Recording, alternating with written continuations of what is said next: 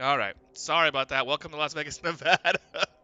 I know you guys watched a bunch of this video and I wasn't talking. My microphone was on mute. Dummy. Anyway, I'm going over Poly real quick.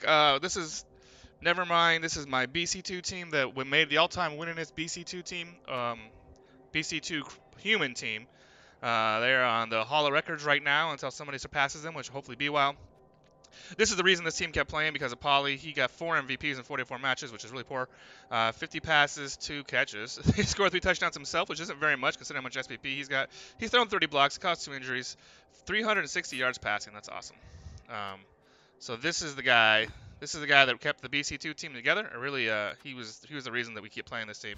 And then of course you saw me go over Smells Like Teen Spirit without any volume because I wasn't talking. But this is the badass. These are the two guys that kept this team together. Again, all-time winningest human team in BC2 history for the moment. But it is time to say goodbye to Nevermind. Unfortunately, goodbye Nevermind. Oh, sad. It's sad. I had a lot of good times with Nevermind, but they're immortalized on the YouTube. I guess we have to do this anyway. See ya, guys. Oh, it tugs my heart. Tugs my heart. They are gone. But now, BC2, a new era has started with BC2. It is Jar of Flies, brand new, fresh one, game 1 Nurgle. Let's see if he is around and wants to play a little early. If not, I have plenty of stuff to talk about. You know me, I like to talk about pretty much anything. Pretty much anything. All right.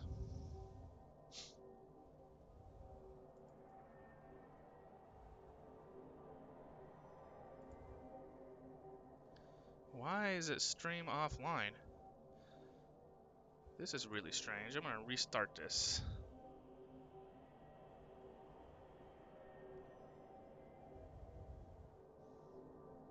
Alright, well, hopefully you guys caught all that stuff. We'll find out.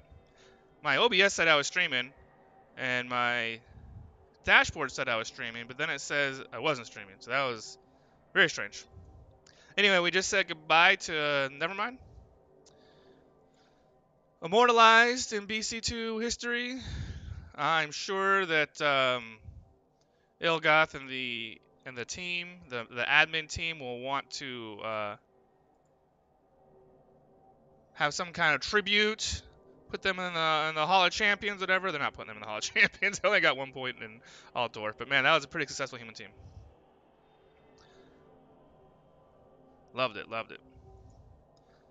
Come on, there. This is Exploder. Exploder, this is his first time in BC2. He's a brand new coach. He's French. I know that because we had some scheduling issues, some communication issues. I don't think he's very comfortable with English. I wonder if I have no idea how or why his story is, but we're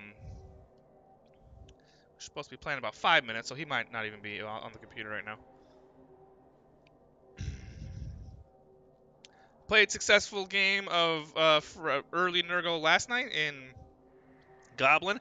I've decided mostly to focus on 2 teams, Dark Elves and Nurgle, and I prefer, like, my favorite team is Dark Elves. Like, it's just hands down that I like the creativity you can do with them. Your blitzers are all different. Like, I mean, there's the standard path, but as soon as you get a stat up, they're different. They all fill different roles. You can make creative plays. I really enjoy that stuff more than I like just the click and bash of bash teams. But you do want bash fix once in a while. And the reason I chose Nurgle is because Nurgle, they're kind of a hybrid bash team. Not hybrid like Necro, who are both fast and bashy, but they're a hybrid control bash team. So they can control the field really well if their bash isn't working. They can still do control because they got the strength warriors, they got the foul appearance, and the beast, and they do a good job of controlling the pitch. But also, as they climb up in TV, they can start to become real murdery as they get the Claw Mighty Blow pieces that Chaos is famous for. So they can do both pretty well, which is the reason I like them. But they are difficult to start with. There is fucking no doubt about it. They are not for the faint of heart. Like, you only play Nurgle if you want to really invest in the team. Like, you're gonna play that team for a while. You don't just play 10 games in Nurgle to see how you like it, because you're not gonna like it after 10 games. You really gotta think through your moves. So that is what's going on. Let's go, Exploder. Exploder 501.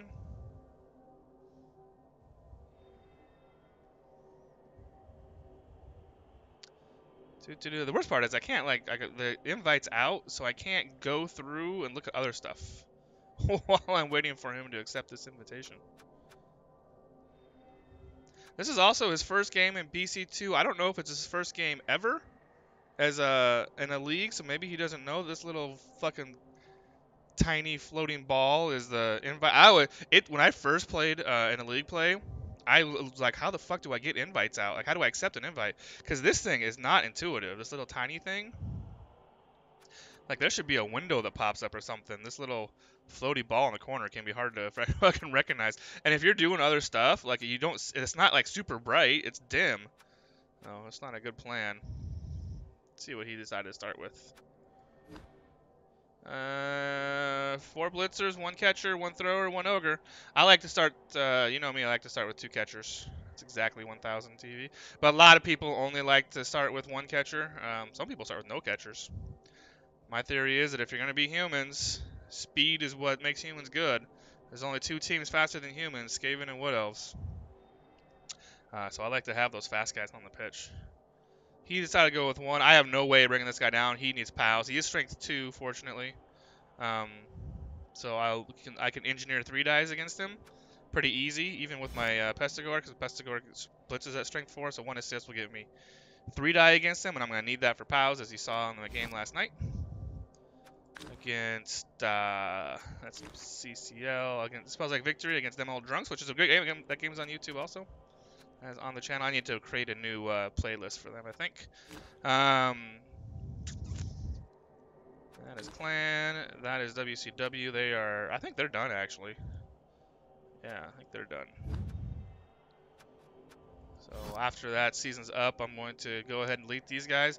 This is what Nurgle looks like after you've played them for a while, and they're not even... I still don't have claw on these guys. Like, how did they do? There we go, we're playing. We're playing. 9-1 and 7 all time. Here we go, Exploder. Let's do it, baby. Jar flies. I'm bigger, so I go first. I will pass it. The devotees. He's French. I'm wondering why he should have played Bretonians. He should have played Bretonians because he's French. Iron Master. This is Big Crunch 2 Game 1 Nurgle. My humans. Welcome to the stream. My humans are done. All-time winningest human team in BC2 history and Big Crunch 2 history, the BB Tactics League. I retired them. I just deleted them earlier in the stream, which was a sad day. It tugged at my heartstrings a little bit because I kind of fell in love with that team. But this is the brand new team, so I am in Tier 4. Lustria. I am playing Exploder, who was a human coach, and I have no idea anything about him. I don't know. He could be the best human coach of all time, for all I know. But it's appropriate that I just delete my human team that had 4 seasons in Big Crunch 2, and my very first game in my new season is against humans. So maybe they're out for vengeance for me abandoning them. All right, animations are on. The Central Saloon. Central Saloon, this is a theme there. Central Saloon is the bar I worked at in Seattle. The first bar I ever managed. I was a bartender for a long time. Central Saloon was where I was manager. The Jar of Flies is the name of an Alice in Chains song, keeping with the theme from I did last season. Alice in Chains used to be the house band at the Central Saloon when they were growing up and becoming big. So there's a theme there. Central Saloon is also where Nirvana was discovered, so I could have made Central Saloon for Nevermind, but going with Seattle bands, we were Nevermind last season, a Nirvana theme. This year we were Alice in Chains theme with Jar of Flies. I thought Jar of Flies was really appropriate for a fucking Nurgle team.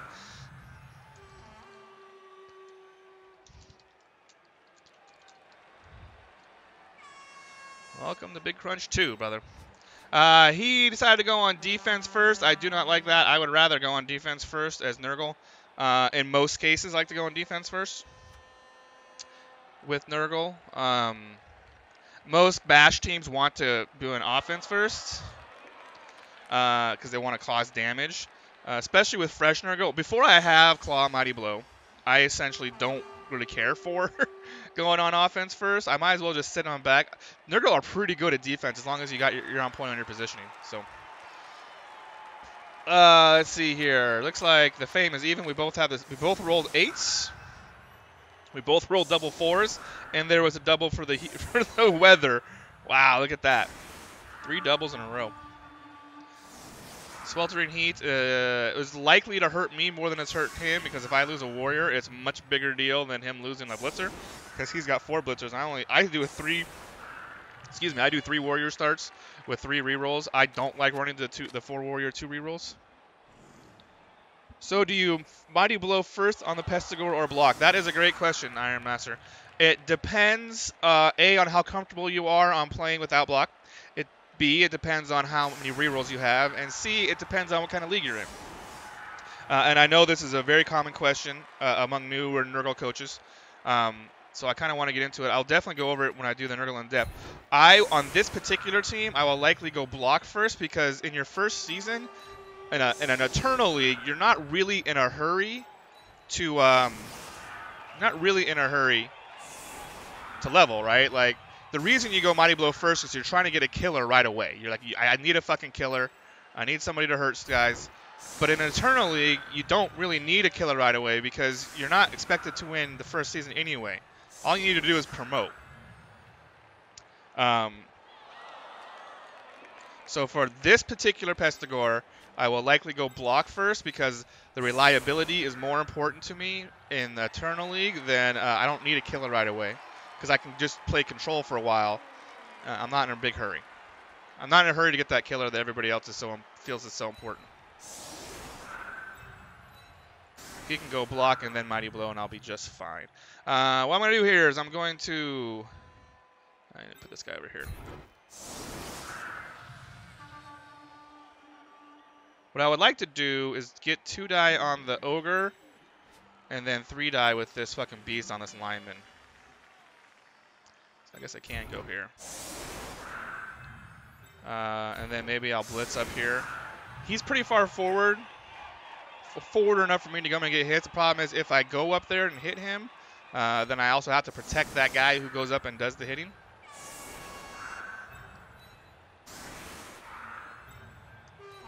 So yeah, to answer your question, this guy will likely get blocked first, but we'll see. We'll see. Especially if it's the first level on the team. Like, if he levels before a warrior levels, then he will likely definitely get blocked, because I need somebody reliable to blitz with. Aaron Valdred, that is not a Nurgle name. That's the guy I was going to blitz. That's the guy I was going to blitz. The Rodder gets the ball. That's unfortunate. So now we have to protect him first.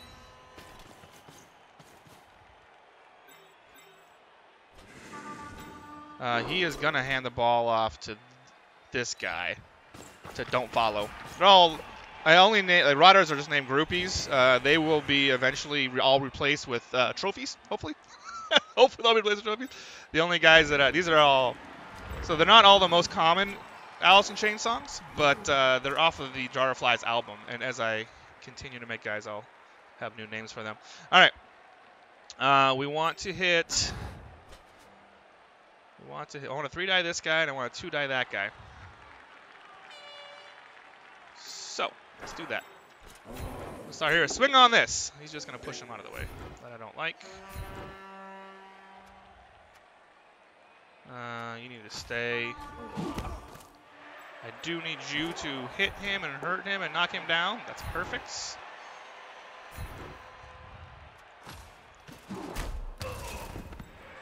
I'm not going to get that 3-die, am I? I guess I can. I can do this. That gives me 3-die on that guy. And I come over here. And it's going to give me 2-die on the Ogre with the War. The reason I want the 2-die with the Warrior is because I want to be able to reroll. Oh, it's a 1-die. Son of a bitch. Let's do this 3-die first then. Not fucking useful. Been a disappointing start. But what we'll do is we'll push this Ogre over here to the left. Maybe we'll step on him. No, I'm not going to step on him. What was the kickoff event? Did I miss it? Kickoff event. Throw a rock. Oh, it was this guy. Did I blitz? I don't think I did blitz, but I don't think I'm going to blitz either. What is this foul? Ooh, 7+ foul. Maybe I will do that.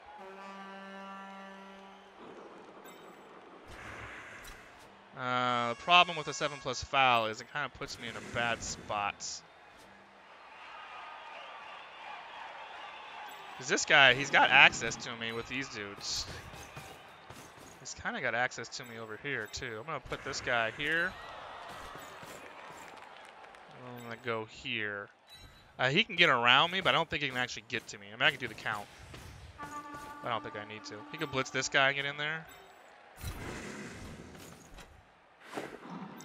Alright. So no blitz for me. We did knock down the Ogre, though. It was not the most exciting start to their career. They didn't kill anybody, unfortunately. That'd have been neat. But we knocked down the Ogre. We knocked down that guy. The ball is somewhat secure.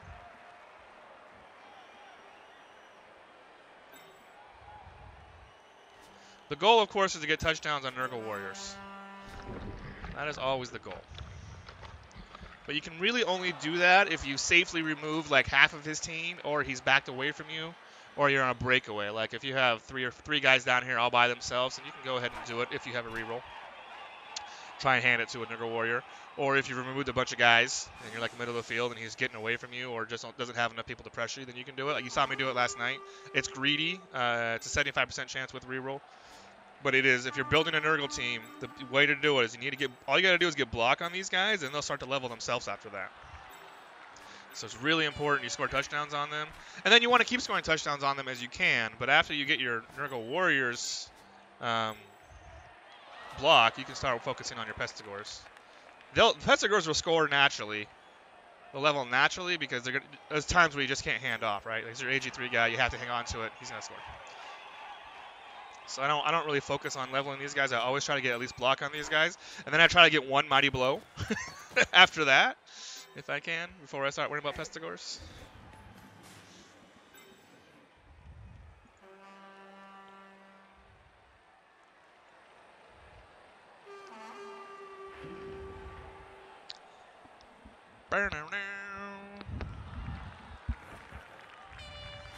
So the human coach last night, he elected to bang with me. I kind of put him in bad position a couple times, and that's what you do with humans, or with Nurgle. You try to arrange it so that you suck your non-bash opponents into a bash fight. So once in a while you get up there and you have to take a couple dice you don't want to take sometimes. But the idea is to get him into a position where he has to stand and fight with you, because you're eventually going to win that fight. You're AB9 and Strength 4, and with Foul Appearance, you're going to win most bash fights against most teams. So if I can make him stand and bang with me, I like it. He, of course, is going to try and stay away from me. The gentleman last night, quick draw 7777. If you guys get a chance, like I cast the game, it's on my channel, and I enjoyed it. It was a good cast. If you get a chance to watch quick draw 777 on Twitch, twitch.tv/quickdraw7777.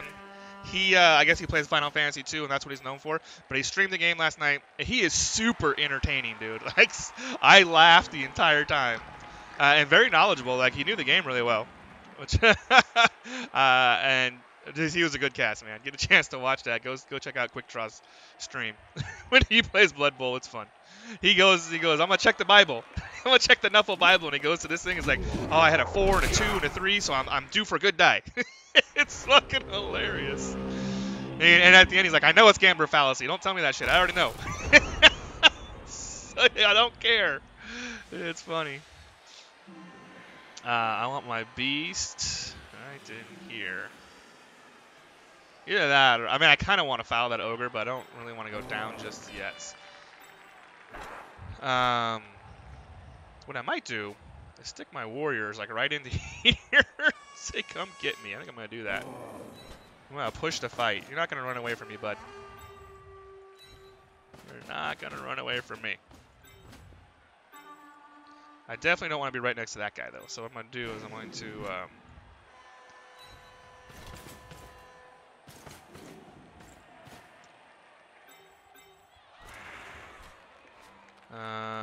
what do I want to do?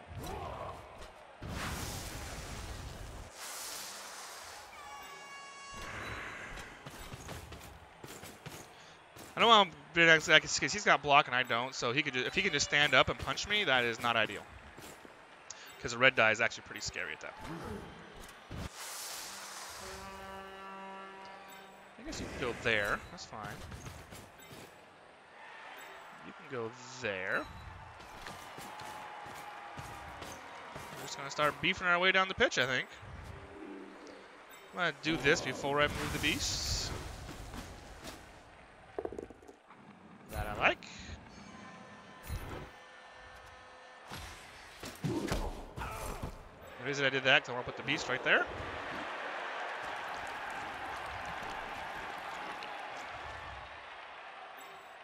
I want to support the beast a little bit. I want to support the beast a lot. This over here is a little bit scary. You generally don't like to base your cage like this, but I do have a bunch of strength up here. This is a red die for him. This guy is strength 2, so he's a red die against both. Stands this dude up. That doesn't help him. Standing these guys up doesn't help him unless he clears the beast, which is why I put these pestigores in here to try and support the beast a little bit. Now these assists, of course, will be canceled. Well, they're already canceled, but the ogre just stands up. What he could do is he could stand up with the ogre and blitz this guy. That's a 2-die, and if he gets it, he can push the beast up into here. I don't know why he would do that, but it would get me away from this dude. Controlling the beast is a really important part of playing Nurgle. Like, you don't want to leave him by himself because he's really stupid on a 4+ if he's not in contact with somebody, but also people will take shots at him if they can. Right now, he's got a red die, but that's actually not... That's uphill against a piece with no block when you have block, like he does, is 91% chance to at least push him. Not necessarily knock him down, but at least push him.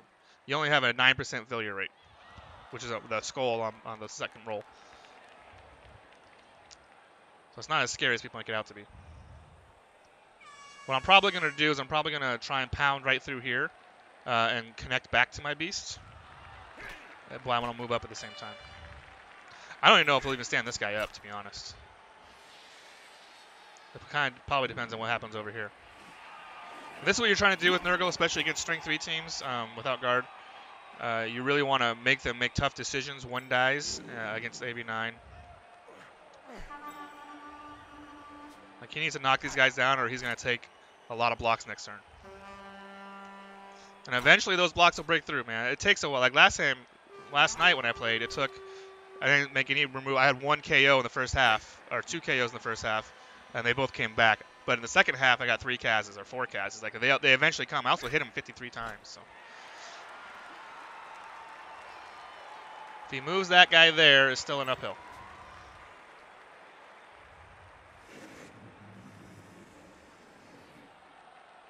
If he blitzes with that guy, it's uphill.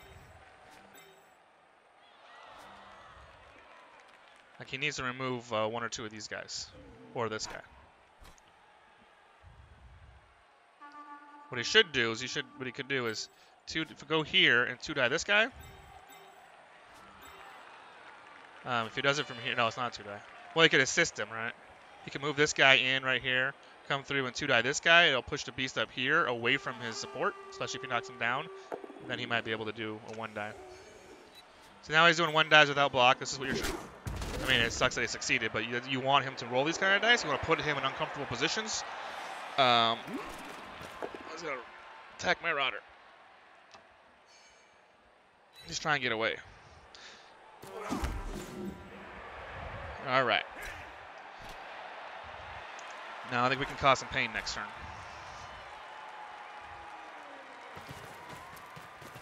Does that give him a 1-die since he cleared that dude? Nope, still an uphill. I think he's going to take it, though. He wants to take it. He should also dodge this guy out. He should dodge this guy out.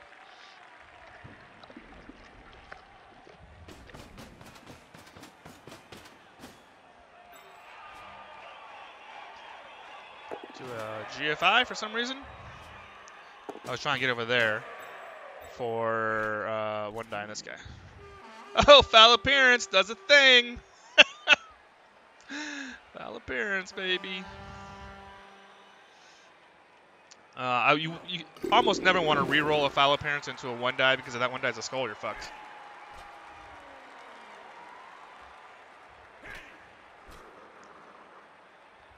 Yeah, Iron Master, it's a tough choice for him, right? Because I based him so like I got him stuck in. A bunch of guys that are down. He could have tried to disengage. It is not easy to disengage as humans. You kind of got to pick your fights. He was not in a good position, fortunately for me. So dodge. That's a smart dodge. Curious to see if he re-rolls that. Runin also has a stream. You guys should watch that. He's a very good coach. Very good coach. No armor break there. All right. So we're going to get some hits in this turn, it looks like. Of course, I want to hit this beast. I can hit that guy, but I'm going to do that last because that's a beast hit. I guess the only dude that you can hit is right there. I want all the Nurgle warriors to get their hits in, of course. So if I hit him, what do I do with him? Like I could push him there and then like there. And then bring this guy up for a 2-die. I might stay where I am. Like I like where I'm at. The other thing I could do is I could hit and push him into my warrior. But I don't want to push my warrior too far to the right. So let's just put... The plan is to move that guy. Oh. Knock him down, I like. Yeah, right there. That's the choice. Do I follow?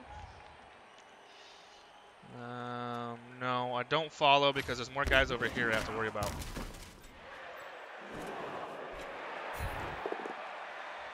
Alright, do I follow that?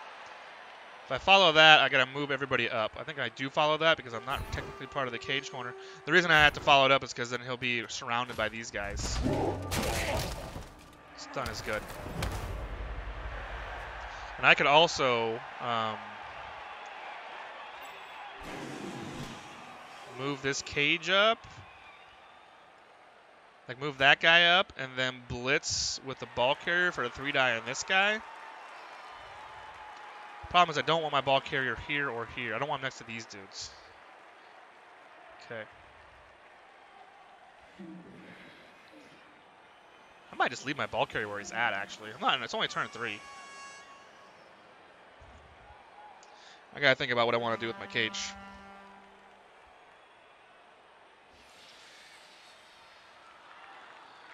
At most, I might move up 1 square.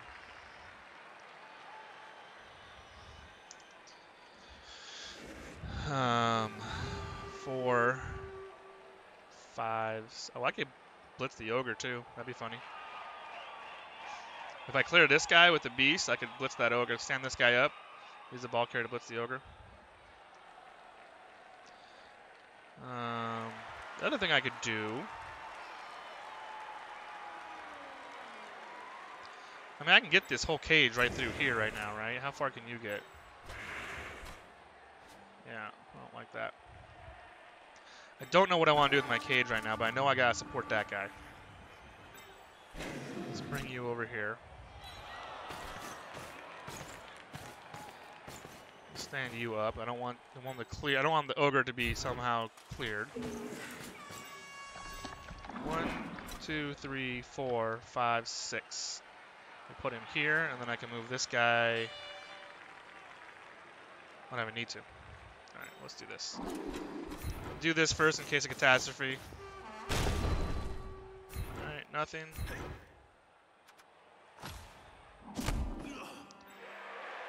Here's good. Here's good. Supporting this. This guy's not getting around. He can get around with that guy though, so we'll go here. Here. Now he can get. He can't stand that guy up. He moves this catcher here. No, I don't think he has a 1-die on this guy. Yeah, he puts his catcher here. He gets a 1-die here. So I'm feeling pretty safe over there. What do I want to do with this? I want to kill him.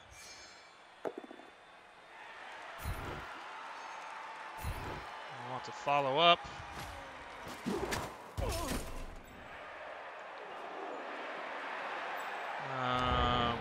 Doorbell rings. The dogs are going to bark. Just like that. I think what I want to do is split them up. I'm going to hit this guy.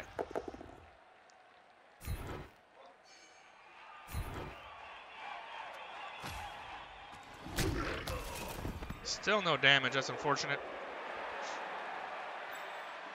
Do I want that 1 die without my reroll? The reason the 1 die is enticing is because it gets me away from the ogre.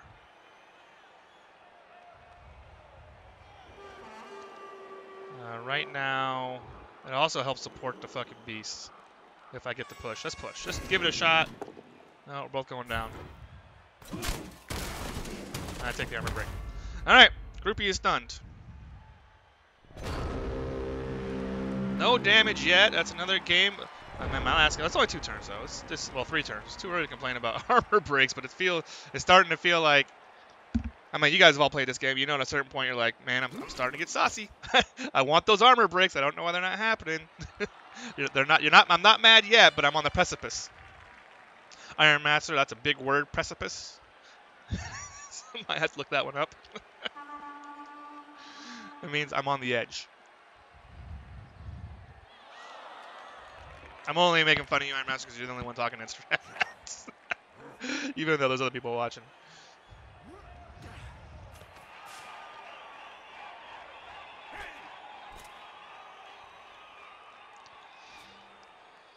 I mean, so if he lets in the goal and takes no damage, it's probably a successful half for him. I mean, your goal is always, with a fresh team, is not to take any early damage. That's why you don't want to play undead early on, because they cause damage, dude. They cause some... Nobody can see that Iron Master, so I'm not going to repeat it.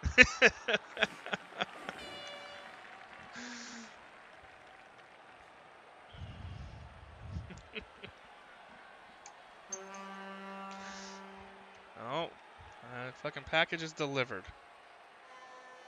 I'm going to go on mute for just 1 second. I get this package off of the porch.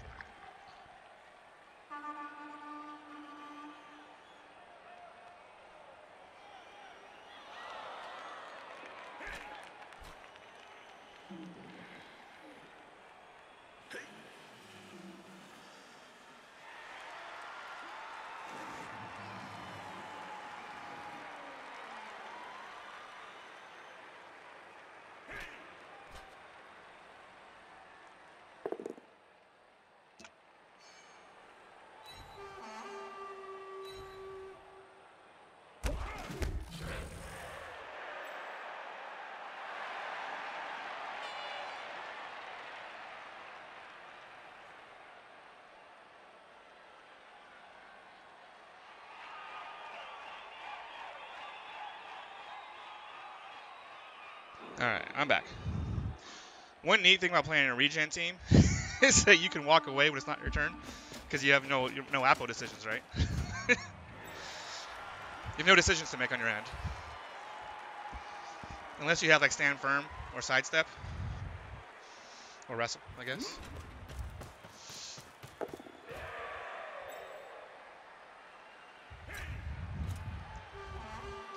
Did he hit me? Foul appearance, success, block. He pushed. Who was Bertroff Wolf? This guy. Nope, this guy. Nope, where the fuck is he? I got pushed somewhere. Who pushed me? This guy pushed me. Bruh! Oh no, you're both going down.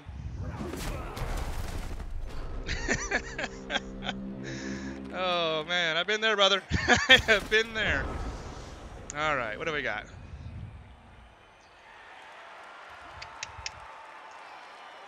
Feeling outnumbered over here. This, I'm only gonna get 1 warrior hit, which I don't like. But I might as well bring this guy up. So that'll give me a 2 die there, and then a 2 die there. I'm curious. I'm wondering whether I should do the blitz here with Nutshell. Should I attack Hildred Smutzer? Or do I blitz with... I think I might just take this guy, swing on this, and just get him up there involved. I think that's what I'm going to do. Then I'll blitz Hildred.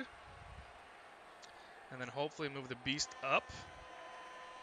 Right now he's got a spot on my ball, so it kind of depends on what the beast does, I guess. I guess I need to do this first, since it makes important decisions for the rest.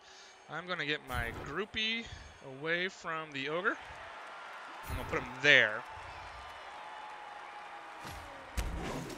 Because I want him to come up here and protect this ball.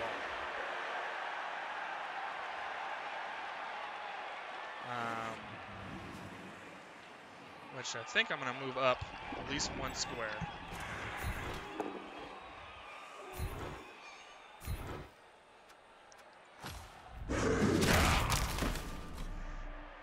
One blitzer down. I like that. I'm going to definitely move you up one square. Move you over. Do I even need to bring this guy over? I think I do, because this catcher can get around. I'm not hitting the catcher. I don't have block. If I have block, I would hit that catcher, but I'm going to hit that blitzer instead.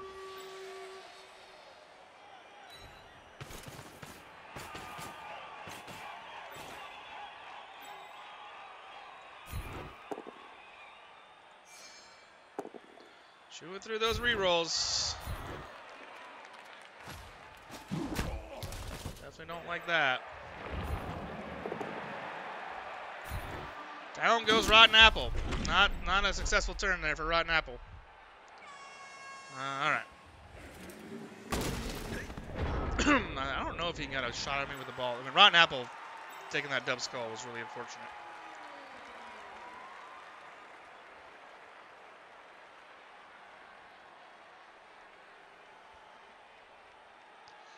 Stand you up. You can get a 1 die if you blitz with that guy on him. Right now you have a 1 die on this guy. You bring that guy over there and then get 2 die on that guy. And then you can blitz my ball carrier. If this 1 die works. Well, you can't do both this blitz and then blitz the ball carrier, so. Did I not stand him up or was he stunned? I feel like he was stunned, right? I should have named these guys Groupie 1, Groupie 2, Groupie 3, so I could differentiate them a little bit. That way I can go to Nuffle's Bible, as Quick Draw calls it, and check it out. I'm pretty sure he was stunned. Not excited about being on a 1 reroll on my offensive drive. But this is what early Nurgle's all about, man. you gotta be ready for this kind of thing when you're early Nurgle. And this is exactly why I like the 3 rerolls to start as opposed to the 4 warrior start. 4 warriors is probably better for Eternal League. Start getting those guys MVPs is the theory, but if you do I like the 3 rerolls because when I have a team that has 0 block to start, I like to have as many rerolls as I can. I like to max out on rerolls, especially when they're half price, and they're expensive for Nurgle. They're like 140, which is more expensive than a warrior. So I like to start with my rerolls and then just deal a game or 2. Takes about, on average, 3 games before you can afford your 4th warrior. But it can take as many as 4 or 5, depending on how your dice go.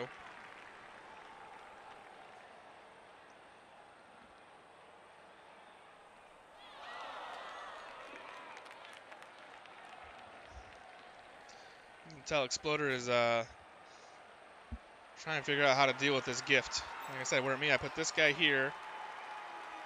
Do this 1 die.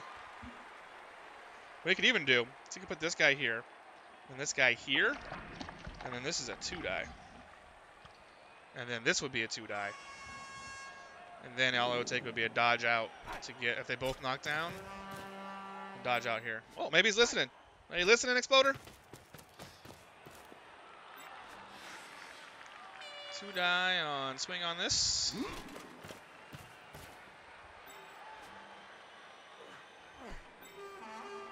I don't know why I did that. It's just he's gonna get hit by Nutshell.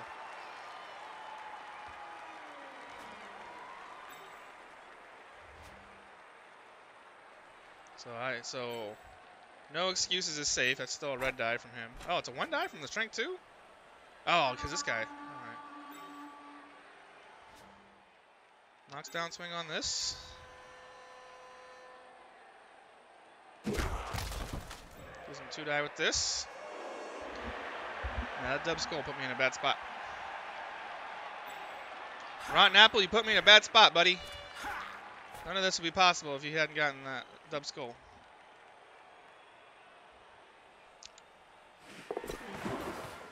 Right, so he's not going to hit that warrior. He wants a 2-die here. So he's not hit my ball carrier. Oh, he is hit my ball carrier for 1 die with a dodge. Motherfucker. Does it reroll that? I probably would. You got block. I don't have block. Yeah, you should reroll it. Stop thinking about it. Reroll it. Oh, okay. Hang on to that reroll for a little longer. Don't follow. All right. Gonna dodge again. He's fearless with these AG3 dodges, isn't he? All right. So this is definitely the blitz. Probably on that guy. First, what I want to do is I want to clear this guy so I can bring my beast over here and get my beast in contact. Maybe I should do... it's like, should I do this one first? I'm going to do this one first.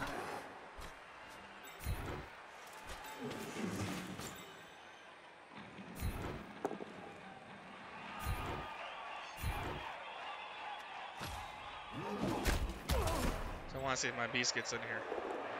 It does. I like that. Now, if I blitz this blitzer, he's going to go here. Which is fine. I need to bring this guy up here if I want to get a 2-die, which I do. Which is fine.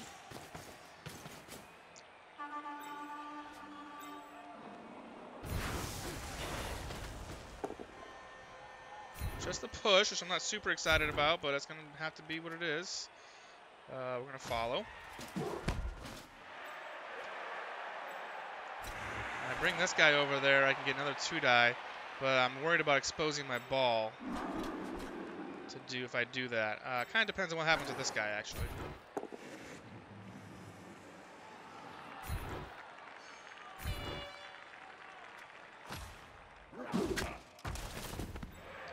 Alright, now I'm not as concerned. I mean, he can. So what he can do is he can put this guy here, 2-die this guy, then that guy can get through to my ball. So yeah, I am kind of concerned about it, actually. That is a 1-die. That is a 2-die. Oh, let's try that. Well, first thing we're gonna do is I'm gonna move our ball right here. I can 2-die that guy. If I do that, do I follow? Or do I stay where I'm at? I think I stay where I'm at. It's most likely a push. I'm not super excited about this guy being right here, especially with the ogre can just clear this. This dude stands up. It's a 2-die for the ogre to clear this guy, and then it's just a 1-die for him to hit that guy. But I don't think he has a blitz available there. I think his only blitz is from the right side, right? That's a 1-die. I'm gonna do that hit for sure. It's a 2-die. I just don't know if I'm gonna follow it or not. I think I do follow it.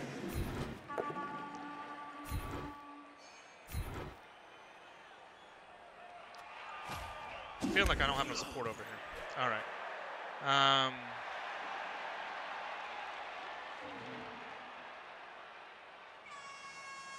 Now the question is really, do I bring one of these guys over here for the 2-die in this blitzer, which I really want to do, but I'm also really concerned about exposing. Actually, I guess I bring this guy over.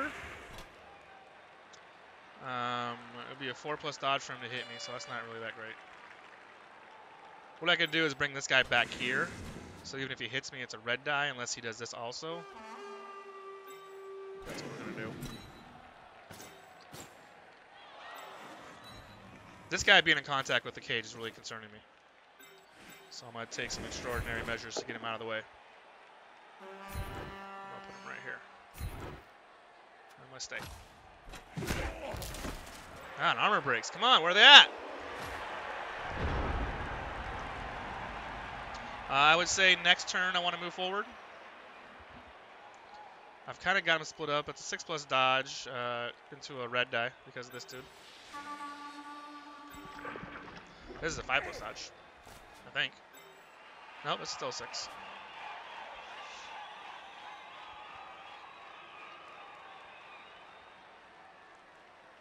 If there was a way for him to one die this guy, I'd be more concerned about this. But I'm thinking this is pretty safe. But I definitely want to start making some progress upfield. I've got his blitzers split up. He's got 1 over here, 2 over here, well, 3 over here. His ogre's away from the play, which I like. Although he's going to hit my warrior right now. But this is a... So we talked about how I got 3 rerolls, but only got 3 warriors. The 3 warriors right now, it's very difficult. It's easier, much easier when you have 4 warriors to control this pitch.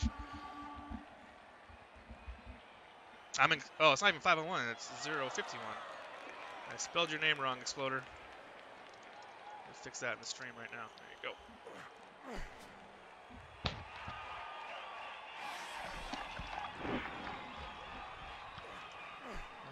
GFI for a 2-die, okay. And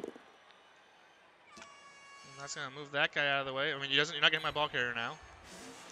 You're also taking away a hit on the warrior.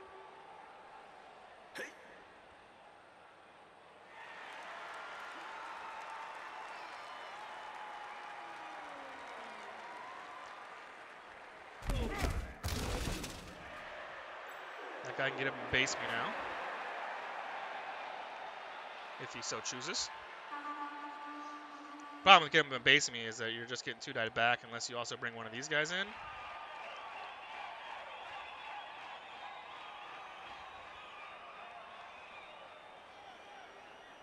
This is the problem I've had with Nurgle lately, and you kind of have it with early Nurgle, is that I'm playing the exact game I want to play. I'm getting tons of hits, and I'm definitely winning the bashing game, but I'm not breaking any armor. And if you don't break any armor, it doesn't matter how often you hit them; they just stand in your way. Like, you have to get removals. Like, it's really frustrating.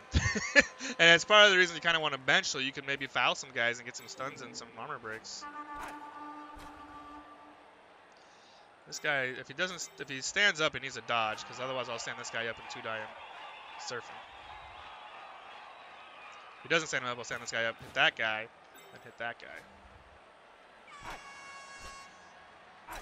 Does he have a 1-die on my beast? No.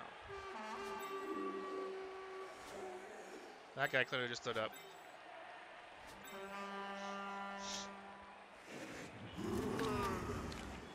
Ogre attacking Nutshell. Knocks him down. I don't like that. Don't like taking mighty blow hits on my warriors. Especially when they take armor breaks. That is no good.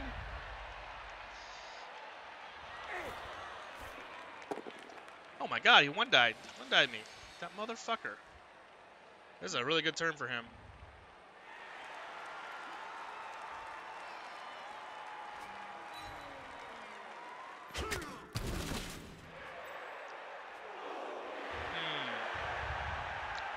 Like, I'm playing the exact game I want to play, but I'm not getting the armor break, so I've had plenty of opportunities. I've had plenty of opportunities, and it hasn't worked out.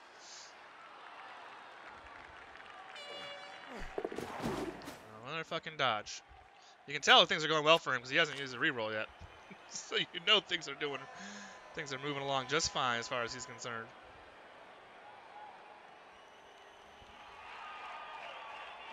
Alright, we'll stand you up. This is clearly my blitz, right?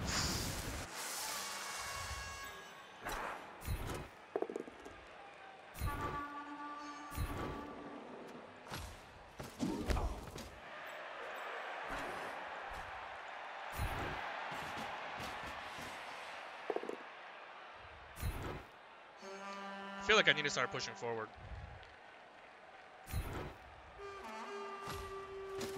I need armor breaks. This is not going to get any better if I don't get some fucking armor breaks in.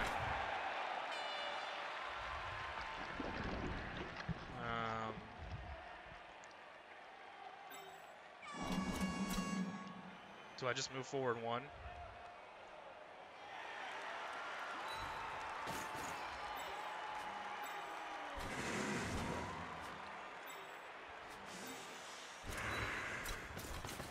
I also need his one dies to stop fucking being amazing.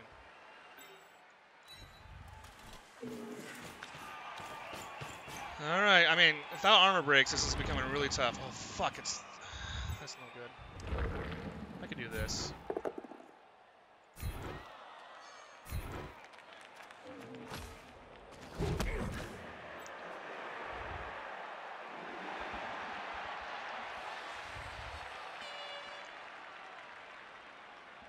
I really want to dodge this guy out, but I also want to free this guy up.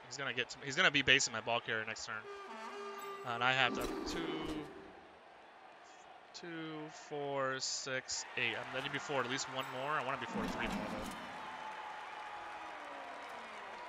I can't risk that dodge right now. Maybe next turn.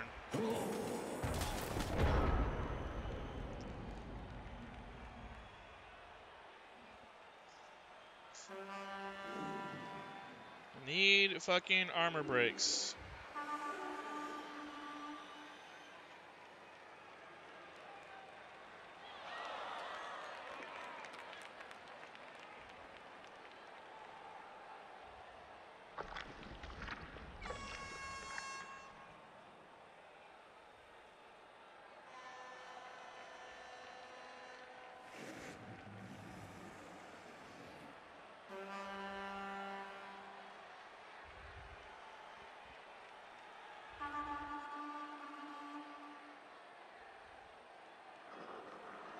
Alright, let's see what he's got. I mean, he's got plenty of hits, especially with one of my warriors being down. What I would do, so I'll try to get my ogre on the ball. Then I would have to do a dodge away.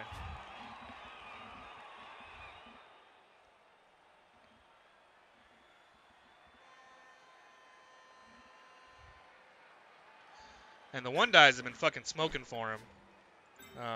I've relegated him to one dies, but his one dies have been successful, so it's really difficult when you have a game plan and your opponent's like, I don't care about that. It's like the NFL when you're like, I'm going to make the quarterback beat me. Like I'm playing against a rookie quarterback, and we're going to make him beat us by taking away the run game, and then the rookie quarterback beats you. That's exactly what this is like. Not saying Explodio's a rookie. I have no idea his skill level. What I'm saying is I had a game plan where I'm like, well, he's going to be relegated to one dies and dodges, and then the bash game. And he's like, okay, because I'll take every one die and succeed them, and I don't mind getting hit because my armor never breaks. That's what it feels like right now.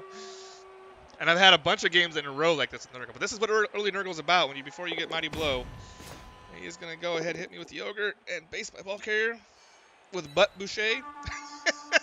Butt Boucher. That's a real name.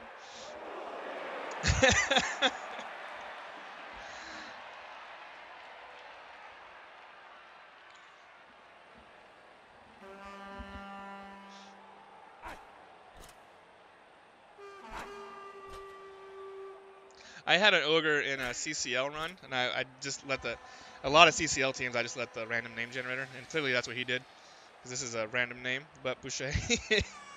I had an Ogre, no joke, because they have a certain number of pools, these guys. His name was Butt Maneater. Butt Maneater. And he was awesome. He was a block pro Ogre. He fucking wrecked things. He was awesome. Butt Maneater. He died like three or 4 games before CCL ended. That was funny. I'll never forget that dude. Butt Maneater.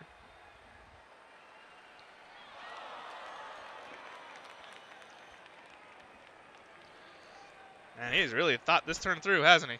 He's done one action in 3 minutes. All right, now we're moving. Now he got a 2 die. He got a 1 die. Oh my God! Foul appearance does a thing. Holy cow. Oh, he re-rolled it. He snaked it. Oh! He re-rolled for that 1 die. Okay.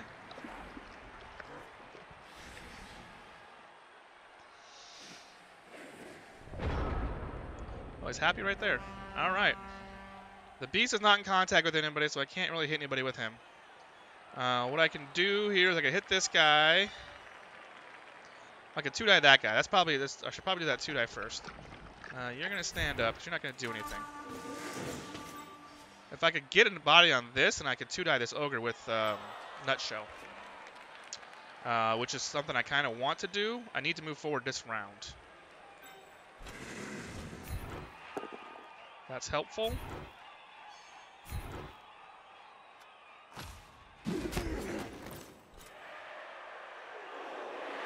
Why is that a 1-die? Oh, because I'm followed up.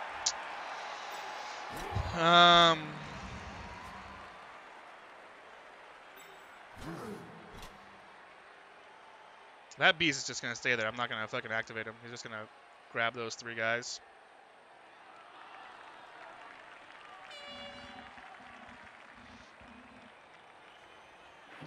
What I'm contemplating is, do I want to hit this guy? Well, I can't hit both.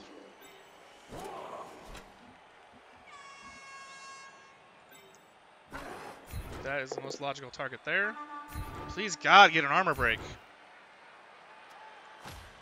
Not my day. Today is not my day.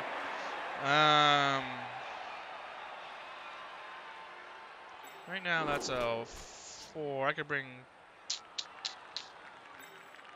It's a 1-die right now. Oh, it's a 1-die right now. So I'll have to bring this guy over here. And I could do that. I need to move my ball carrier forward this turn. So I don't actually know if I can do that blitz. I think I might have to blitz up here. And dodge away. Not knocking him down does not help.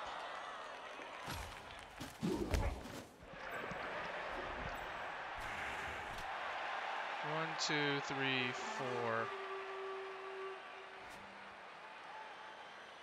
Now let me blitz there. And I can put this guy in for some defense, I guess. I don't think I can blitz this guy. I think I have to do the dodge. Otherwise, he has a 1-die. He could just fucking... Because I'll have to put my guy here. Or here. And either way, he's got a 1-die. So I think we're going to be relegated to doing the dodge here. So he's going to move here.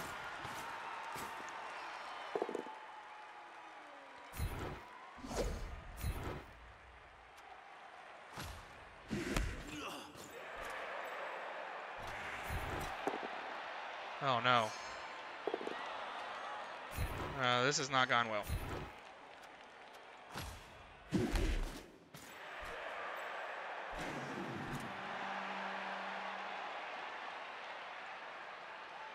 My dog's just snoring a fucking just for a minute. Man, that's bad. Now I gotta do the dodge without a reroll or get hit by this fucking beast. God damn it, that was bad. Alright, well, it is what it is, I guess.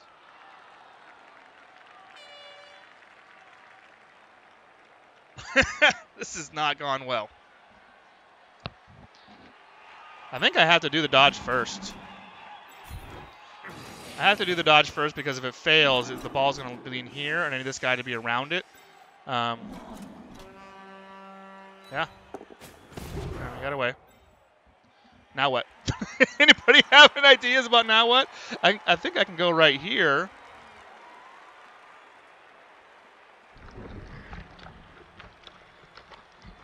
I want to get, like, right here.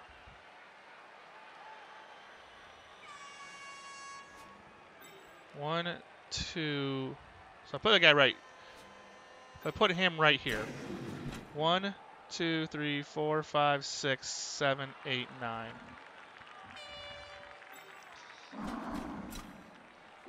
If I put this guy right here.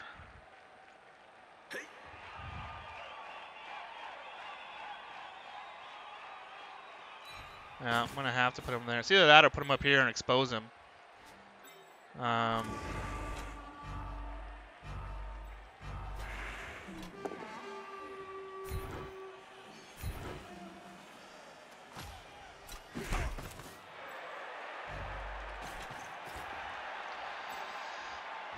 Alright, yeah, I could have done the potato. Iron Master. I'm a GFI away right now without a reroll. But I think the GFI is better than the potato. Like, things were going really well. I've got, right, you can't see the stats mid-game. It's too bad you can't see halftime stats. I hit him a fucking ton, and I just haven't caught any armor breaks, so I haven't been able to blow any holes open. Rhino Cat, welcome to the stream. I don't know what that little symbol means.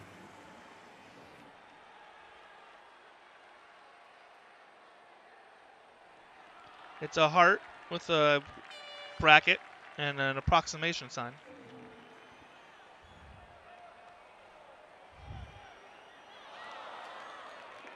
I don't know what that means, Rhino. Rhino Cat, I have no idea what that means. Oh, it's a rat. Okay. It's a rat. Oh, I see that. I can see it being a rat. That makes sense.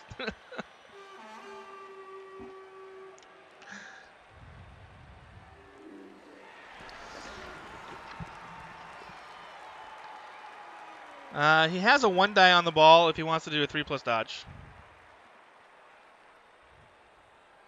All he's got to do... Oh, I'm not going to tell him because every time I said something, he's done it. So I don't know if he's in the stream or not.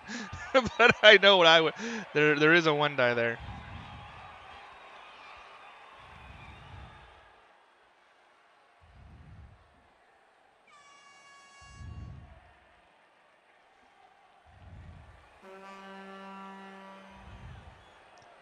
Like, there's not a way to see who's watching the stream with YouTube, which is kind of frustrating. There is with Twitch.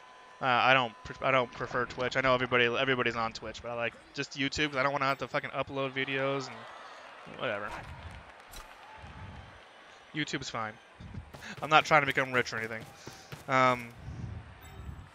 But I would like to see who's watching stream. But other problem is a lot of people use their real emails. Like Travel Scrabble uses his real email, so when he talks in chat, it's his real, whatever his email name is. It's not as opposed to an account. Like I made a special Gmail account called Trunkhead Gaming just so I could stream. Otherwise, I'd have been using my real email, and I don't want you guys to see my real name. Some people know. But there's a lot of coders in the Blood Bowl community. A lot of people can code. A lot of people can hack into shit. This game in general draws a lot of fucking software engineers. It's because of the logical steps that people have to take in the game. That was weird. I was going to do the dodge. I would love it if you felt that dodge. End your turn right now. That'd be fucking awesome. Please do that. Thank you. Come on, Loner. Thank you. You're saying there's a chance. What we're going to do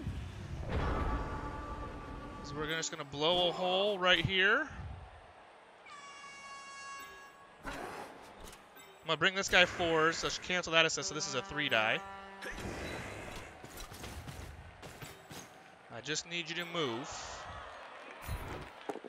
That will be just fine.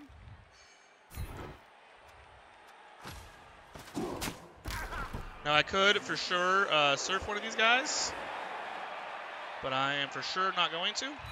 Because I have to do a GFI without a reroll.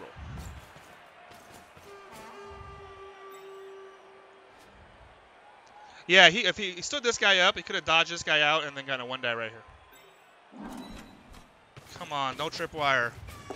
Thank you. Thank you. Woo! Don't follow. I thought that was a great name for a fucking ball carrier. Don't follow me, fucker.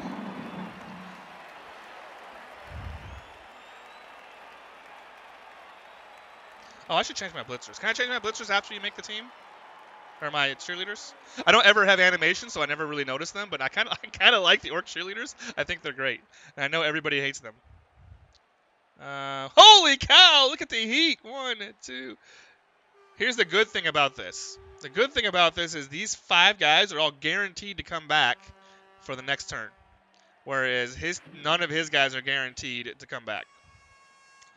The bad news is about that is I don't know how the fuck I'm going to defend a 1 turn right now. All right. How is he capable of doing a 1 turn? 1 turners as humans is not easy. But it is easy when your opponent only has fucking 6 dudes on the pitch. Holy cow. I can change after the first game an orc cheerleader for life. Yeah, baby. I'm going to do that.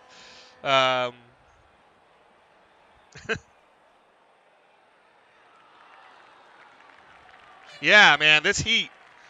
So people are like, oh my God, you're out 5 guys, including 2 warriors and your beast, which is terrible. But these guys are guaranteed to come back because they can't be affected by heat twice in a row. If they're in the box, they can't be affected by the heat because they're over here getting IVs right now. So half my team is guaranteed to come back, where his team isn't. His team can all take the heat. Look at all these fucking ones. 1, 1, 1, 1. I don't know if Exploder seems to know what he's doing, so I'm assuming he knows how to 1-turn. My problem is I have no way to do an adequate 1-turn defense right now. I would do something like this.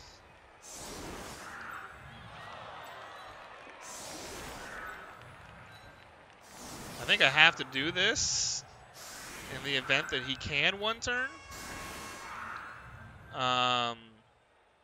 The problem is I'm giving up a Mighty Blow hit on Nutshell. But I think without knowing Exploder at all, I think I have to respect him doing a 1-turn, and I have to do some kind of defense. And this will make it as hard as possible on him, so let's do that. Put that gap in here. So he's got to either move this dude into here to close this gap. Well, he's got to. He's got to move this guy in here to close this gap. Or if he's not going to go for the 1-turn, he can just fucking hit this guy right now. But no, I'm not take that risk.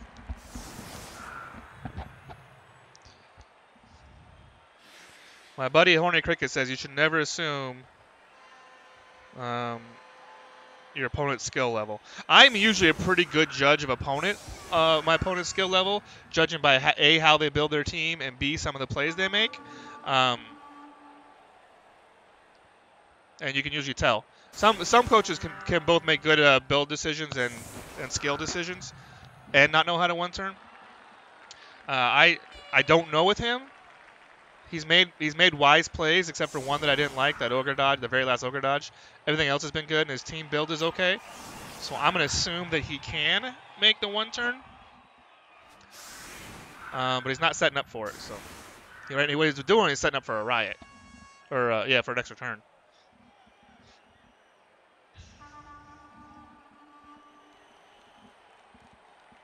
And if he gets the riot, he's going to score.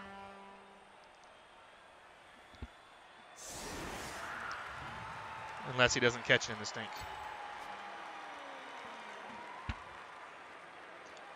Well, riot would be pretty unlucky right here.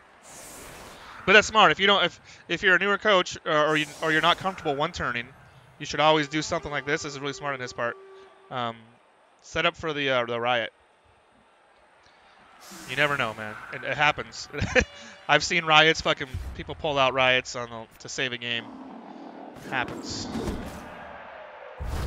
High kick is good, so he's not scoring.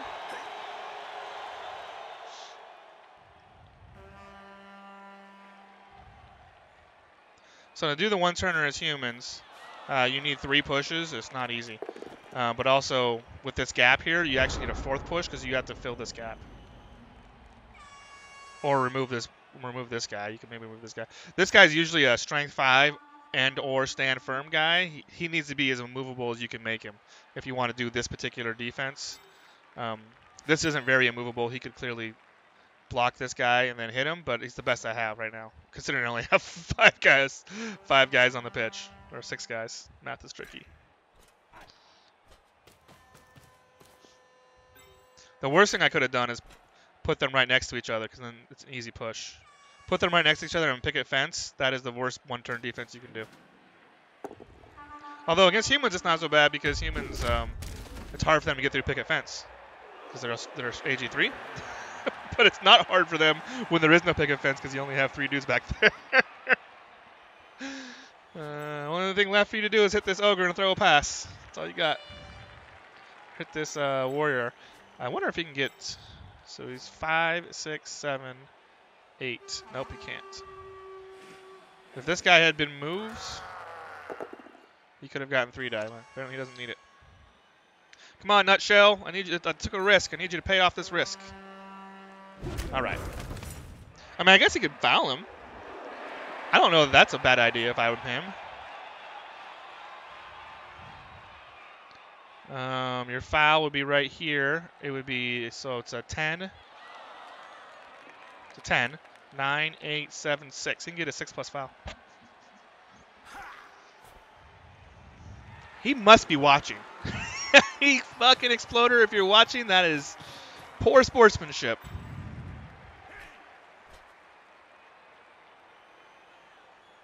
I'm going to stop giving him ideas.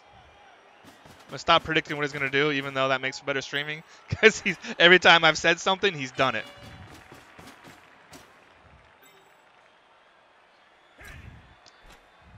Unless he's going to foul my fucking Rotter. Why on earth would you foul a Rotter? Especially when this guy is right there to be kicked.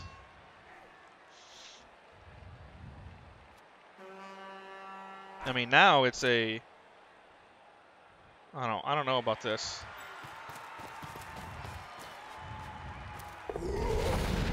Human foul animation is dumb. Aha! Karma! That's what you get for fouling a Rotter. Hildred Smutzer. Ah! Now, that was not a wise play. It's not a wise play at all. 5 reserves. Oh, I'm not gonna pass it. I'm trying. I put animations on for the first time in like 6 or 7 months, so I'm trying to not skip them because I haven't seen them in so long. Oh, his ogre's out. Oh, snap! His ogre and a blitzer. How did I do? Aha! Woohoo! All right.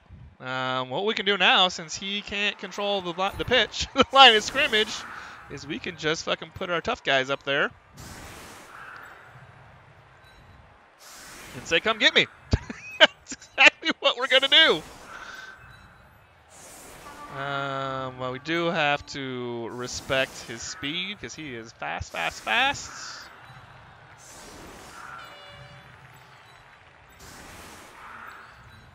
If I am him... am I missing somebody? There he is.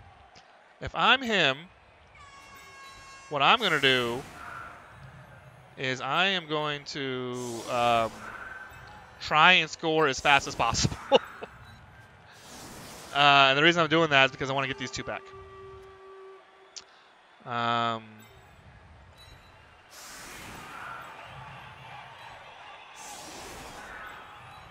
This is an odd defense for sure. But if I'm going to put these guys in the line of scrimmage, like I'm kind of rethinking whether I should do that or not. The advantage of putting him on the line of scrimmage is he's got, if he wants to hit them, he really has to invest in it. But the disadvantage is I'm giving up pitch control on the sides.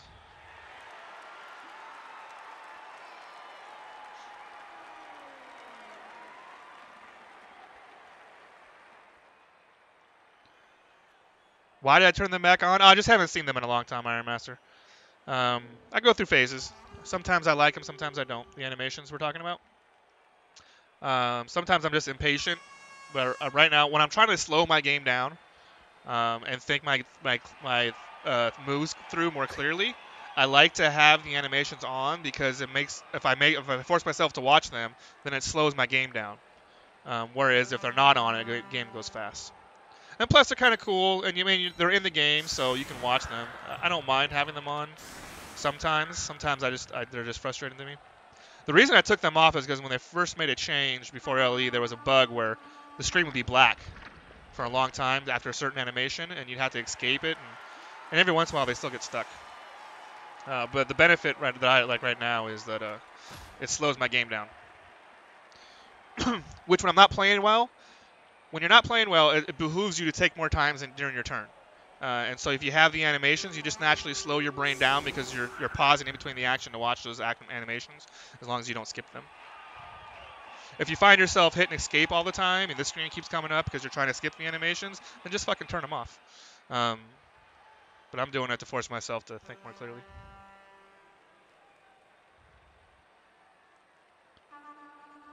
Yeah, like I said, 6 or 7 months, man. I didn't use them, and I still prefer not to have them, but at this particular time, it's been a while since I've seen them, and like I said, I haven't been playing well, so making myself slow down to think better is beneficial.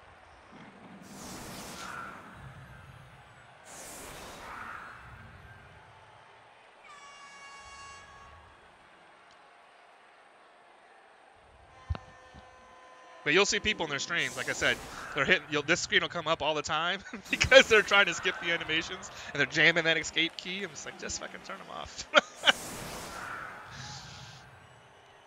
If you're not gonna watch them, just turn them off.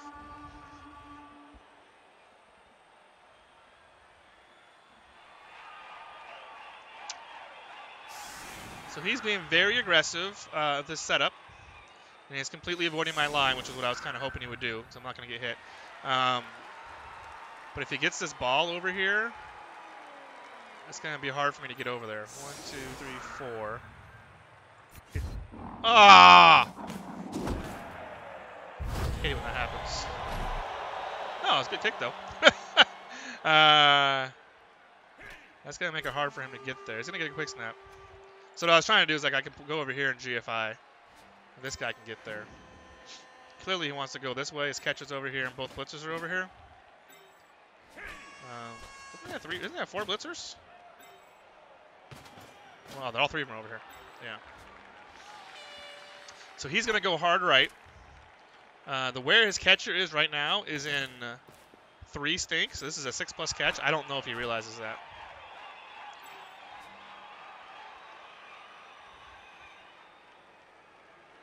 Like, it's a bad deal if he tries to throw to that guy. He'll get to roll that automatic reroll because of the catch, but he should not throw to him this turn. Exploder, if you're listening, which I hope you're not, don't throw to this guy this turn. Because he's not going to catch it. Or is unlikely to catch it anyway.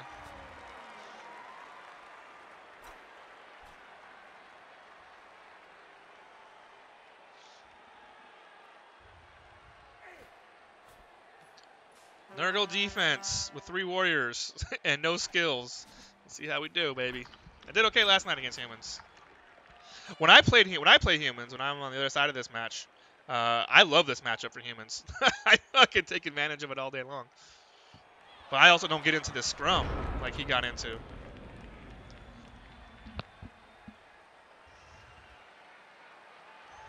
Let's see what he does. It's funny, my very first BC2, so we talked about how I just finished a human run in Altdwarf, or in a Big Punch 2.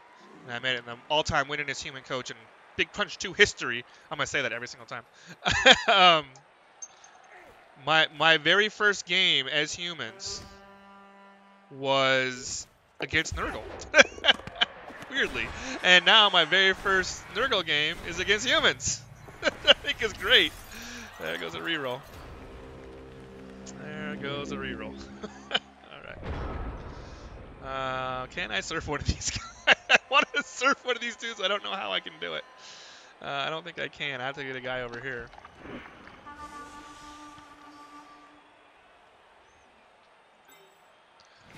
I'm also kind of wondering if I should just get some guys downfield, which I think I'm going to move these dudes up there for some pressure.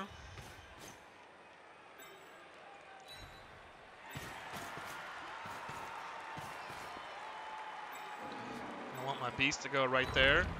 Please go. That way he traps his strength 2 guy.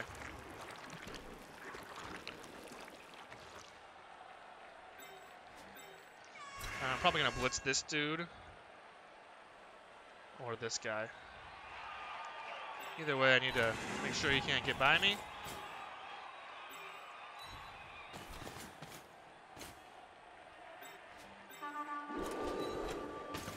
Blitz that guy. But I'm going to base this guy, that is for certain. I'm going to base him from the center of the field, though.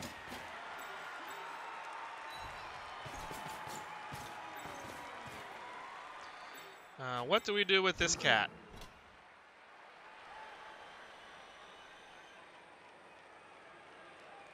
I'm trying to see if there's a 3-die here, but there's not.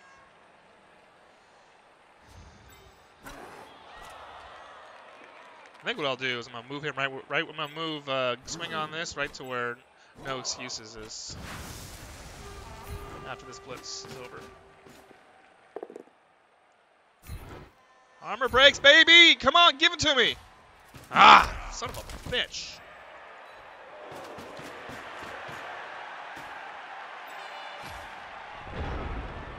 I imagine these guys have to back out now.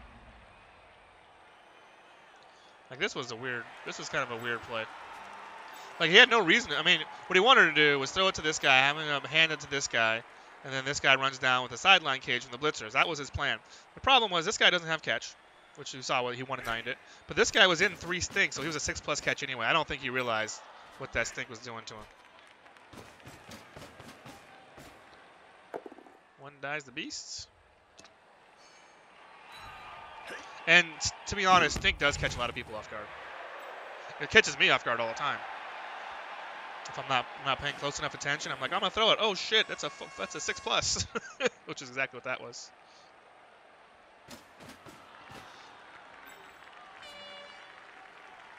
That clears his catcher. Smart.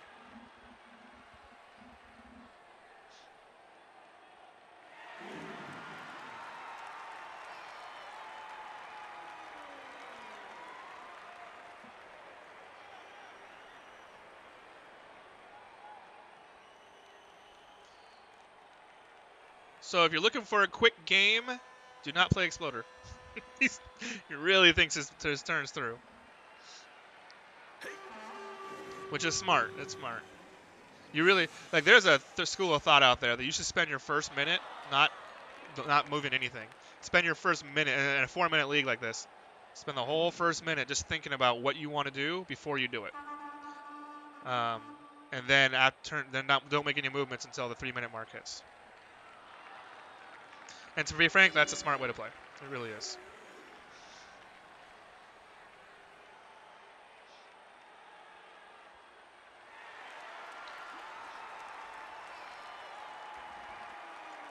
It can be frustrating for your opponent, which I think some people are going for. He's not doing anything on purpose. Like he's in a tight spot and he's trying to think his way through it.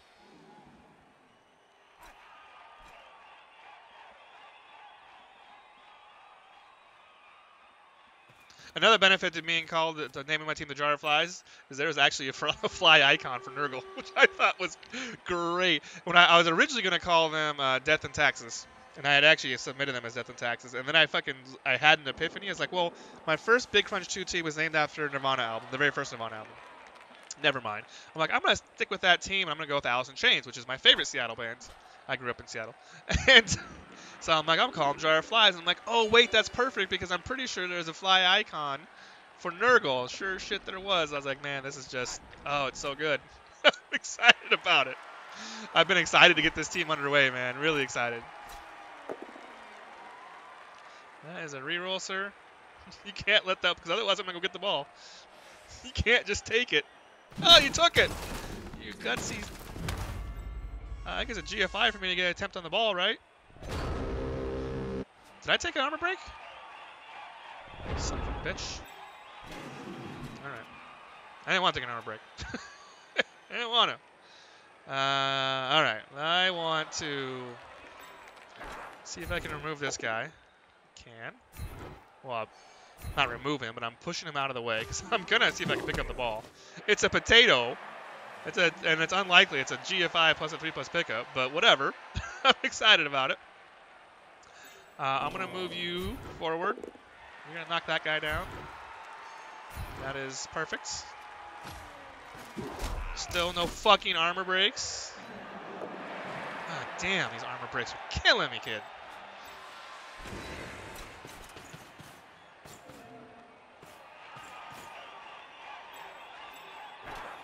I want to get that guy, but apparently I can't. Man, that's frustrating. Where am I going to blitz now? Oh, I guess I can blitz this way. That's going to be my blitz.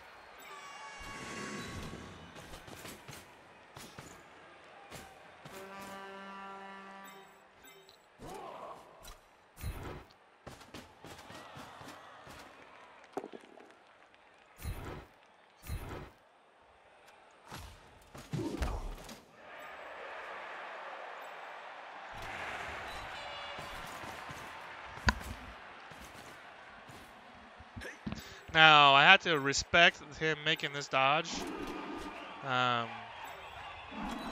Even though it's unlikely he gets away from me. Let's see if we pick it up. Let's see if we can pick it up. If he's going to do a bunch of 1-dies. Holy shit, we got the ball. Now what? Anybody have any ideas? And now what? Do I try to throw it back to my my guy? I mean, it's a 5+. He has an intercept class, but he's in stink, so they're all 6+. They're 6+ anyway. But even if it's inaccurate, it's better than where it's at, right? We're gonna go for it. We're gonna go for it. Why not? Oh, I fumbled it. No, I don't want to re-roll it. If it wasn't a 1, or I guess a 1 or a 2, I wanted it to like fly back over here. Whatever, that was fun, right? Fuck it.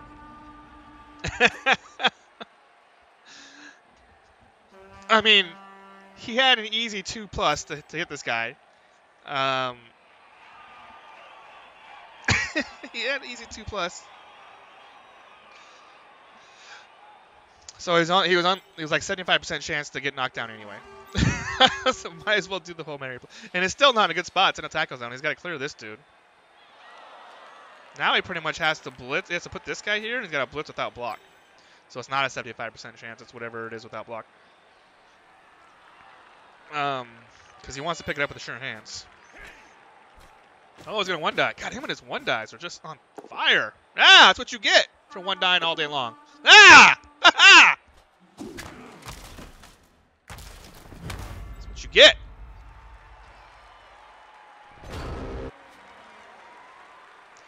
Now we are going to be greedy as fuck. We are going to try and pick it up with swing on this. That is our plan, ladies and gentlemen. That is unfortunate. I'm putting him there because I'm gonna move this rotter.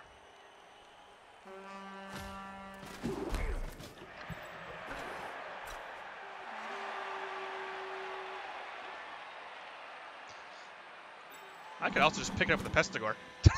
That's probably smarter, right? Pick it up with the Pestigore and blitz this guy down. Like, I don't really want to score my first 2 touchdowns with Pestigore. Since it's in such a crazy spot, I really want to pick it up on swing on this. But maybe I want to get this guy his level. I think I probably do want to get that guy his level. Because then after that, I can worry about these other dudes. This goes against everything that I'd preach, because I preach getting Nurgle, getting warrior touchdowns when you can. And maybe I will. Maybe I'll secure it and then try to give it to one of them.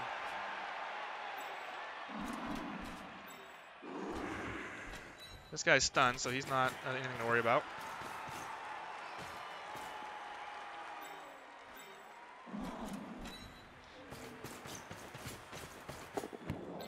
The other thing is maybe I just score fast. Let him go. Well, I'm probably not going to score fast. I'm in pretty good control of the pitch right now.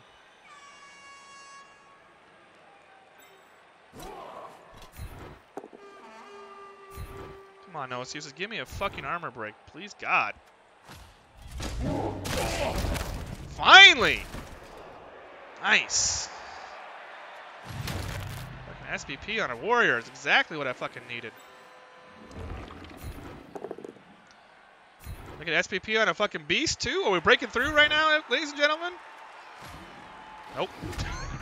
Don't be fucking greedy, Trunk. That's what Neville just told me. Don't be fucking greedy. Thinking you're gonna get more than one fucking SPP.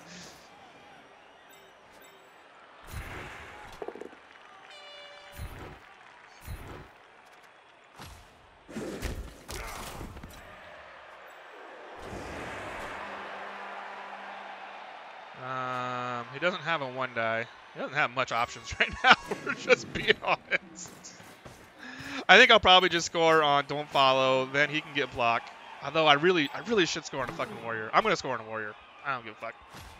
I know that this would give him a fucking level, but SPP is so important on fucking Nurgle warriors. More importantly, I'm gonna put it on this guy who just got some SPP. So if he can get to 5, I'll feel pretty good about it.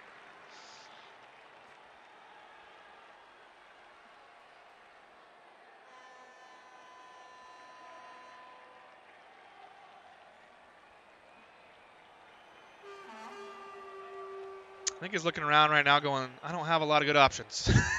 I got 2 guys in the box, 2 guys napping. I only have 7 on the pitch. One of them stunned. And 4 more are on their backs. I don't have a good play right here. Get a red die into the ball carrier. Try and do some dodges here, I guess.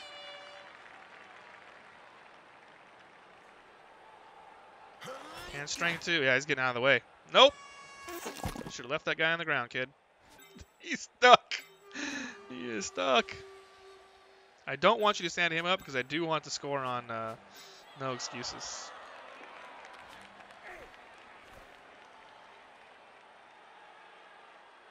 And then there's a possibility I do try and score fast. Well, I mean, never mind.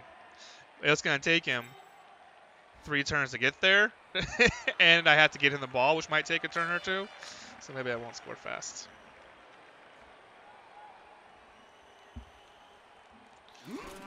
Ah, there we go. Get some Hail Mary plays. I like it.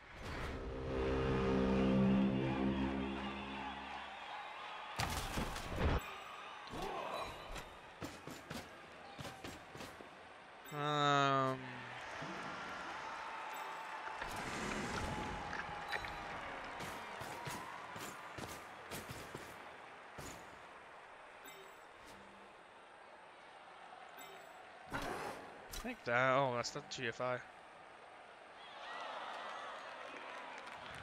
Really? 1, 2, 3. No, it's not. I moved this guy out of the way. It's not a GFI.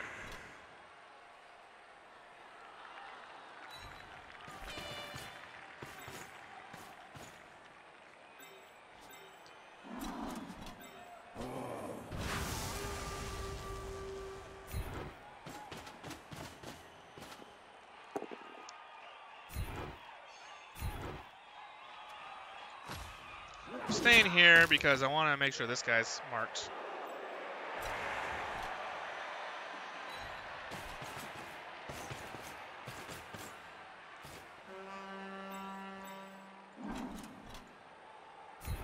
You gotta take Nurgle Warrior touchdowns when you can get them, man. You got to. Nice. Nice! I want to get this Nurgle Warrior hit on. That is not as many dice as I would like. Ah! Wah, wah.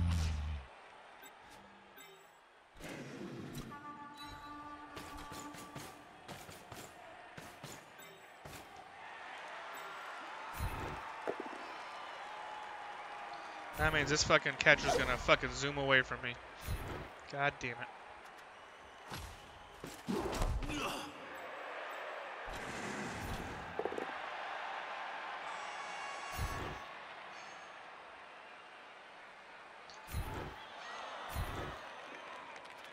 I'm doing it like this because I don't want another guy over here. I would step on this guy normally. But this is this guy's first game in the league. I don't want to give him a bad impression of the league. Especially when I'm in a pretty dominating position. Well, 1-9's that right away. That takes care of that.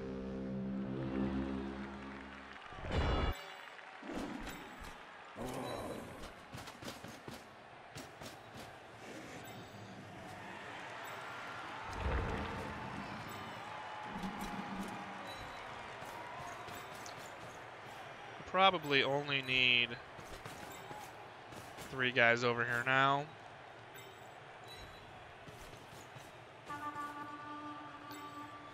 I don't know what I'm going to do with you yet. See if the beast wants to knock down this guy. He does. That's nice.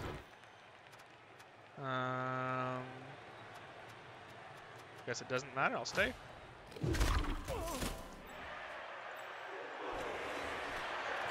His whole team's knocked down.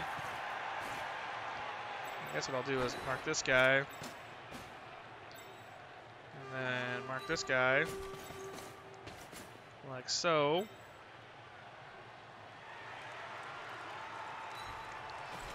And I'm not going to blitz. I'm not going to fucking foul him. I should. If this was Ariel, Rebel, that guy would be getting fouled 100% of the time. But I don't need to.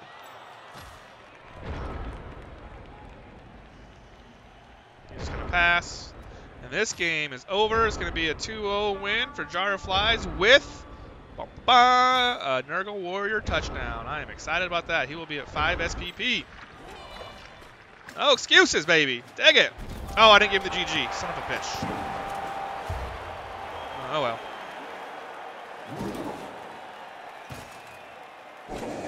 Ah, that touchdown animation is kind of cool. I don't see that very often. That's pretty funny. Even cheerleaders are kind of hot with a zombie look. Referee calls it. Good start to the new Big Punch 2 campaign, baby. That's a weird little dance. Bad manners, Trunk. I know, I forgot to fucking... Oh, 4 is good. 4 is good. Take that. See if our MVP lands advantageously, and it does. 4 armor breaks to 4 armor breaks. I want to see... I hit him 43 times. 43 times and got 4 armor breaks. Only one of which was an injury. He hit me 17 times successfully and had 4 armor breaks. So it was as bad as I felt it was. Like I was just beating the shit out of him and was not getting the breaks. Not the breaks at all. I got 13 SVP though. He got MVP. Armor. This is his armor, which is weird because you can tell he only hit me 13 times. So his armor held. He only had an 11% success rate.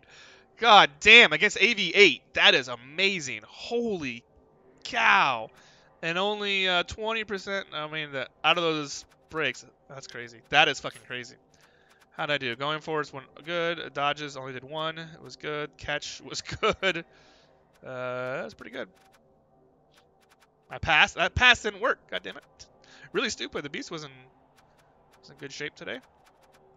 Well, let's check out dice. 31 pushes, more skulls than pows. Yeah, that's about what it felt like. He rolled 3 pows, only 3 pows, wow. But these work also, so he knocked me down 9 times. These probably work most of the time too. 33 ones for him, that's tough. That is tough. All his going for it's worked. His catches were instinct, so they didn't work. Foul appearance, he tried 9 times, and that worked out more than it should. Casualty dice, dodge did not work for him. Yeah, he had a tough game. Man, his first half was so good too. I don't know if anybody's played besides me. Look at these 2 fucking dwarf coaches. 2 dwarf coaches. Who the fuck does that? Who do we play next? Who rolls eternally and says, I want to play dwarfs forever? Fucking crazy. We play Eat, Sleep, Bash, Repeat. I'm pretty sure that is a dwarf team. Eat, Sleep, Bash, Repeat. Zombane's dwarf. Yep. Did he play? He played and he won. And he's missing a Troll Slayer, which I did because that's a what this skill is called, Dauntless. Dauntless off the pitch. All this tackle is wasted. I don't care about any of that. The block I don't like because I have 0 block. So that sucks. And I'm gonna be the bigger team, only by 20, but he only has 1 runner. That's weird. 1 runner, 3 rerolls. That is gonna be a very, very, very tough match. Oh, I'll go and close that and confirm it. Sorry, bud. How is Jar of Flies looking? 100. I got fan factor. That's right. I'm feeling pretty solid about that. I got 5 SPP on 2 warriors, man. That is fucking about as good as it can get, I would think. Hopefully I can get at least 1 of them. Some SPP next game. Although that's going to be really tough to get him SPP against dwarfs. Really fucking tough. Because they're AV9, and probably unlikely that I remove enough guys like I did this time to get a Nurgle Warrior touchdown. Sorry, I'm organizing these guys the way I like it. When I don't know how you guys organize your shit. A lot of people put their best players on top. I like to put my disposable players on top because when you buy a new player, it automatically puts them on top. And so what I do is I put the guys on bottom who are the most durable, who are most likely sticking around for a long time. And I put disposable guys on top. Alright, that's it. That is game 1. Jar of Flies, Big Crunch 2's brand new fucking campaign. Nurgle, baby, Nurgle. Super excited about it. Thank you guys for watching. Thank you to Exploder. I enjoyed the game. See ya!